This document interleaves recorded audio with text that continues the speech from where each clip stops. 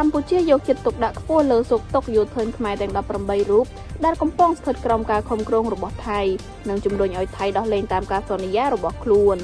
អាយុដំទេសរដ្ឋមន្ត្រីលីថុចអនុប្រធានទី1អាជ្ញាធរមីនកម្ពុជាបានស្នើឲ្យអង្គការកាកបាទក្រហមអន្តរជាតិ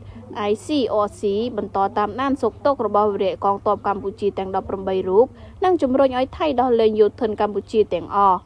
ការលើកឡើងនេះធ្វើឡើងកាលពីថ្ងៃទី1ខែធ្នូឆ្នាំ2025កំឡុងពេលនៃជំនួបពិភាក្សាការងាររវាងអាយដាមនិងលោកគីលនីខាបូនីអនុប្រធានអង្គការកាកបាទក្រហមអន្តរជាតិ ICRC គណៈអាយដាមកំពុងចូលរួមកិច្ចប្រជុំលើកទី22នៃរដ្ឋភិគីអនុសញ្ញាអូតាវ៉ានៅទីក្រុងហ្សឺណែវប្រទេសស្វីស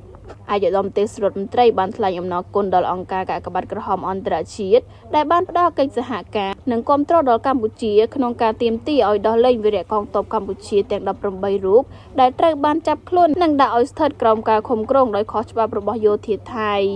អាយុដំបានស្នើដល់អង្គការកាកបាទក្រហមអន្តរជាតិបន្តតាមដានសុខទុក្ខវីរៈកងទ័ពរបស់កម្ពុជាទាំង18រូបនិងជំរុញឲ្យថៃដោះលែងយោធិនកម្ពុជាទាំងអស់ឲ្យបានឆាប់រហ័សជាទីបំផុតដើម្បីពួកគាត់អាចត្រឡប់មកជួបជុំក្រុមគ្រួសារវិញប្រកបដោយសុវត្ថិភាពការឆ្លើយតបរបស់លោកហ្គីលីខាបូនីបានលើកឡើងថាអង្គការកាកបាទក្រហមអន្តរជាតិនឹងបន្តតាមដានសុខទុក្ខរបស់វីរៈកងទ័ពកម្ពុជា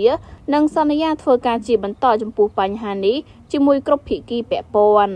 សូមបញ្ជាក់ថានៅថ្ងៃទី2ខែធ្នូឆ្នាំ2025នេះជាថ្ងៃទី